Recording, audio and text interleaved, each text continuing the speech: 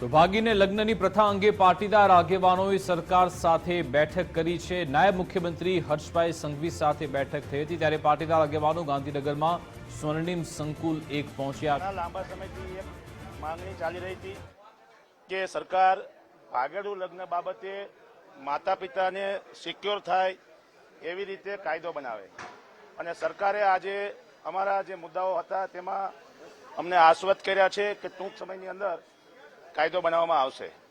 મુખ્ય બાબત એ છે કે દીકરીના લગ્નની નોંધણી કે દીકરાના લગ્નની નોંધણી દીકરીના આધાર કાર્ડના સરનામા ઉપર થાય। કોઈ પણ લગ્ન ચાહે હિન્દુ મેરેજ એક્ટમાં થાય કે સ્પેશિયલ મેરેજ એક્ટમાં થાય, તેની નોંધણીના આધારો જે રજૂ કરવામાં આવ્યા હોય એમાં માતા પિતાને વાંધો લેવાની સમય આપવામાં આવે, નોટિસ આપવામાં આવે, અને વાંધાઓને આઈડેન્ટિફાય કરવાનું કામ તાલુકા કક્ષાએ ક્લાસ 2 ઓફિસર એટલે નાયબ મામલતદાર કે તાલુકા વિકાસ અધિકારીને સોંપવામાં આવે। સાથે સાથે ઓનલાઈન નોંધણીની વિગતો રજૂ કરવામાં આવે અને તમામ નોંધણીઓ ઓનલાઈન થાય।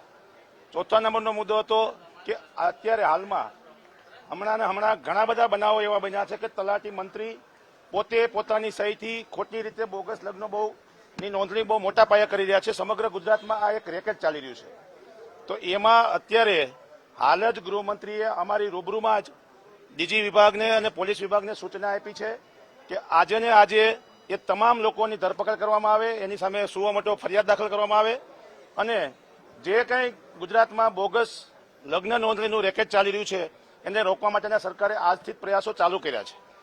ત્રીજા આના પછીની જે અમારી માંગણી છે કે બનાસકાંઠાનું સવો પંચમહાલનું જે ગામ છે તેમાં એ તમામ ગામોમાં જેવા પ્રકારના રેકેટો ચાલે છે એવા સમગ્ર ગુજરાતમાં ક્યાંય પણ ચાલતા હોય તો એ તમામ ઉપર સુઓ મોટો દાખલ કરવામાં આવે અને એ તમામ લોકોનું આરોપીઓનું વરઘોડો પણ કાઢવામાં આવે એવી અમારી તમામ સામાજિક લેવલે અમે માંગણી કરી છે। સાથે સાથે કાયદો જલ્દીમાં જલ્દી બને એવું અમને આશ્વાસન આપવામાં આવ્યું છે, અને અમારી માંગણીઓને સરકારે બહુ સારી રીતે અધિકારીઓની રૂબરૂમાં સ્વીકારી છે। હા, 10% અનામતનો મુદ્દો છે। વરુણભાઈ આપને એ બાબતે વાત કરશે।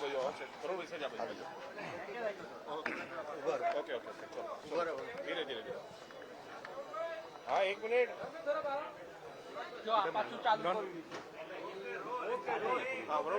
ખાસ આજે જે અનામતના સંદર્ભમાં ચર્ચા કરવામાં આવી, નાયબ મુખ્યમંત્રી શ્રી અને કાયદા મંત્રી શ્રી સાથે અમારા તમામ મુદ્દાઓની વિગતવાર ચર્ચા થઈ છે। ભાગેડુ લગ્ન પ્રથામાં અમે જેટલી પણ માંગણીઓ કરી હતી એમાંથી મોટા ભાગની માંગણી ગુજરાતની સરકારે સ્વીકારી છે, અને અમે આશાવાદી છીએ કે આવનારા 15 દિવસમાં ભાગેડુ લગ્ન પ્રથાના રજીસ્ટ્રેશન એક્ટમાં સુધારો થઈ જશે, અને જેટલી પણ જગ્યાએ મારી પહેલા જેમ દિનેશભાઈએ વાત કરી, ગુજરાતમાં 10 કે 12 જગ્યાએ મેરેજ રજીસ્ટ્રેશનના જે કૌભાંડ અને ભ્રષ્ટાચારો થયા છે ત્યાં આજ સાંજ સુધીમાં ફોજદારી ફરિયાદ દાખલ કરી દેવામાં આવશે। ફોજદારી ફરિયાદ દાખલ કરી અને લાગતા વળગતા સંબંધિત અધિકારીઓ અને તમામ આરોપીઓની ધરપકડ થઈ અને કાલના દિવસમાં એ આરોપીઓના વરઘોડા તમને ગુજરાતની પ્રજાને જોવા મળશે, જેથી કરીને ગુજરાતમાં મેરેજ રજીસ્ટ્રેશનમાં ભવિષ્યમાં કોઈ તકલીફ ઊભી ના થાય। એની સાથે સાથે અમારી જે મુખ્ય માંગણી છે કે આવનારી સ્થાનિક સ્વરાજની ચૂંટણીઓમાં આર્થિક ધોરણે અનામત લાગુ કરવામાં આવે।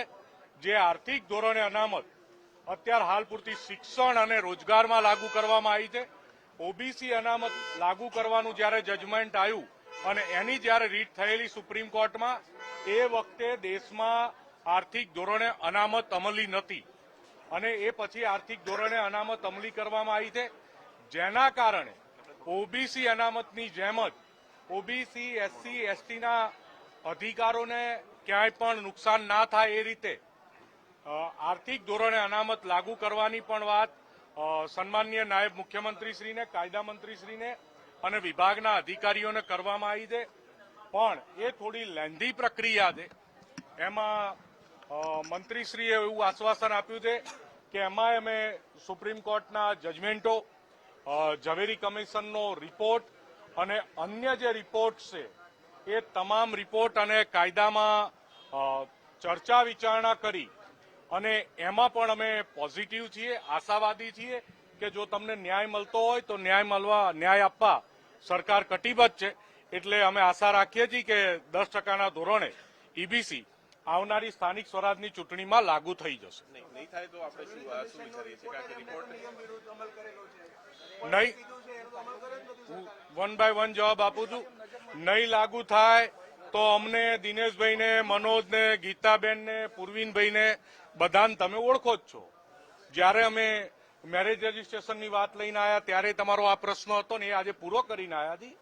હજુ અમારી જોડે સમય ઘણો છે, સરકાર જોડે સમય ઘણો છે. ધીમે ધીમે પૂરું કરાવી દઈશું જેવી રીતે થાય એવી રીતે.